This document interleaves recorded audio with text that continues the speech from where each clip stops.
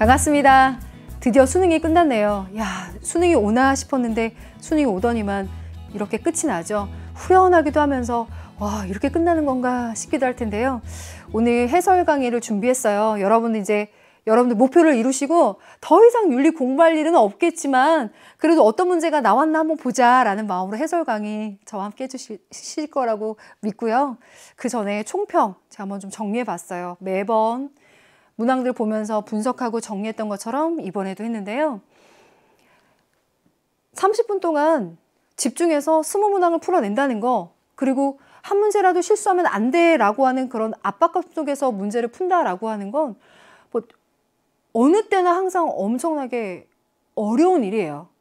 제가 다소 수월하다라고 쓰긴 했지만 정말 상대적으로 다소, 지금까지 있었던 그 실전의 여러 실험들에 비하자면 다소 수월한 감은 있다라고 하는 것이지, 여러분들이 오늘 체감으로 느꼈을 그 긴장감, 어려움, 절대 무시하지 않습니다. 그럼에도 불구하고 예년의 시험들에 비해서 그래도 수월한 측면이 있었다라고 여러분들도 공감을 한다거나 나도 그런 생각이 든다라고 한다면, 아마도 지금 핵심적인 문항들이요, 제가 번호랑 주제 써놨는데 이 문항들이 지금까지 출제되면서 이제 계속 어려워지는 추세, 계속 새로운 것이 찾아지는 추세에 비해서 그래도 우리에게 조금은 친숙하거나 크게 어렵지는 않게 또 훈련했었던 범주 내에서 좀 풀어낼 수 있었다라고 한다면 그래도 생각했던 것보다는 잘 푼 것 같아 라고 여러분들이 오늘 좀 결론을 내셨을 것도 같아요.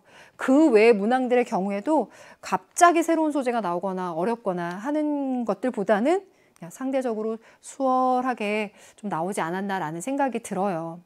그런데 이건 정말로 각자가 느끼는 체감 난이도에 따라서 달라질 수 있기 때문에 오늘 시험이 전 그래도 좀 어려웠어요 라고 한다면요, 내가 특히나 고민하고 있는 부분, 끝까지 좀 어려웠던 그 부분이 머릿속에 뇌리에 깊이 아마 남아져서 그럴 거예요. 아마 이런 문항들일 텐데, 생윤에서 개념도 개념이겠지만 생윤 문항이나 선택지 안에 그 특유의 어휘들이 있어요. 그죠?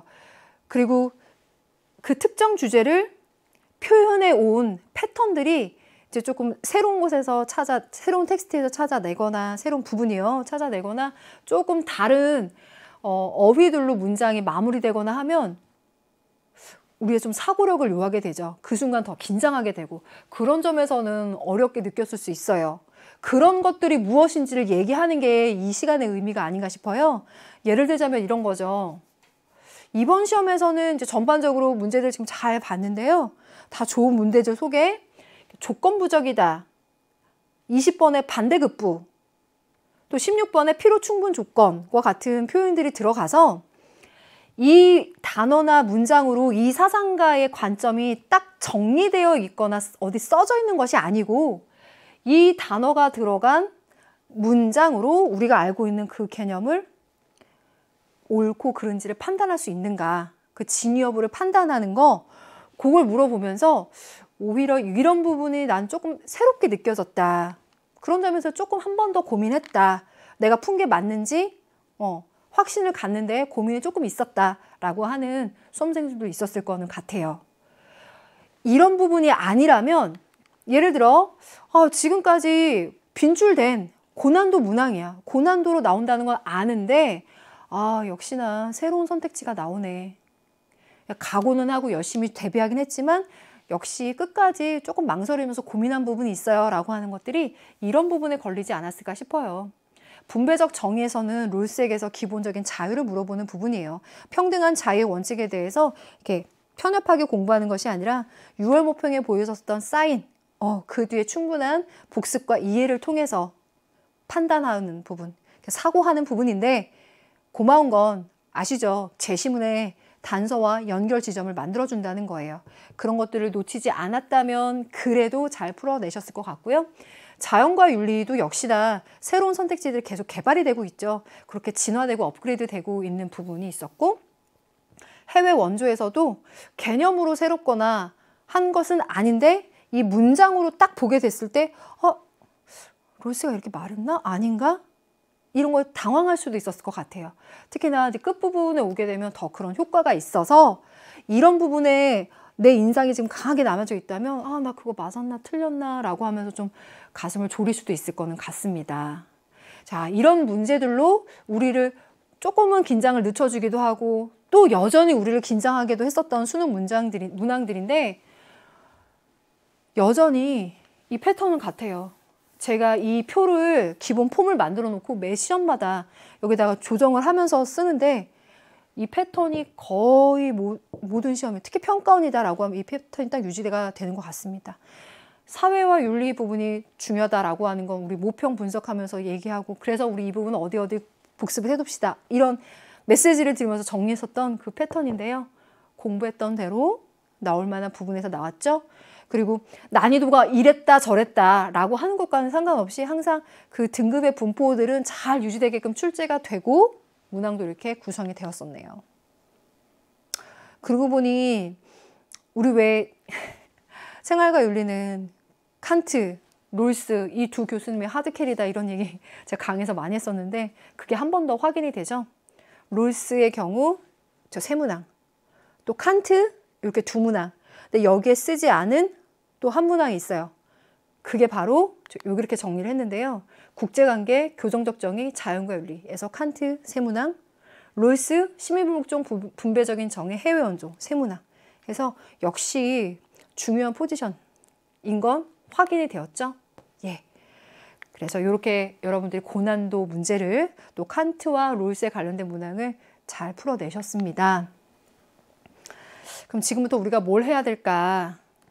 지금 이 코너가 6월, 9월 모평 분석, 학력평가 분석할 때는 이번에 빈출되다가 안 나온 부분, 복습해둘 부분, 새롭게 나온 부분 뭐뭐 봐라 라고 하는 걸 알려드리는 파트였는데요. 이제 우리 동지님들은 목표를 이루시고 더 넓은 장으로 가기 위한 준비를 하셔야 되는 때죠. 그저 수고가 많았어요. 지금까지 수능 개념부터 오늘 수능까지 함께 달렸던 1년을 잊지 못할 겁니다. 저는 기억하고 있을게요. 여러분들 지금까지 너무나 수고가 많았고 이제는 아, 나 정말 수고했다 라고 하면서 내 몸, 또 지친 마음을 좀 달래주는 시간이 필요해요. 그 시간을 잘 가지시길 바라요. 그거 외에는 제가 더 여러분들한테 뭘 해라 라고 얘기하고 싶은 게 없을 정도로 중요해요. 왜냐하면 우리의 시간은 이 이후로도 계속 이어질 거잖아요. 여러분들 더 멋지게 앞으로 나아가실 거잖아요. 그때 좀 더 힘있게 멋있게 뒤돌아보지 않고 가기 위해서 몸과 마음을 좀 달래주세요. 그러면 저는 여러분들이 앞으로 그렇게 잘 나아가기를 응원하고 있겠습니다. 그래서 생활과 윤리 함께 했었던 우리 동지님들 너무 수고했다. 잘했어요. 더 뒤돌아보지 마세요. 좀 아쉽거나 후회되는 거 있어도 에이 잘했어요. 그 정도면 됐고요. 이제 우리 여러분들이 앞을 보면서 또 씩씩하게 나아가요. 그러기 전에 일단 잘 쉬어둬요. 모두 수고했고 정말 잘했습니다. 감사합니다.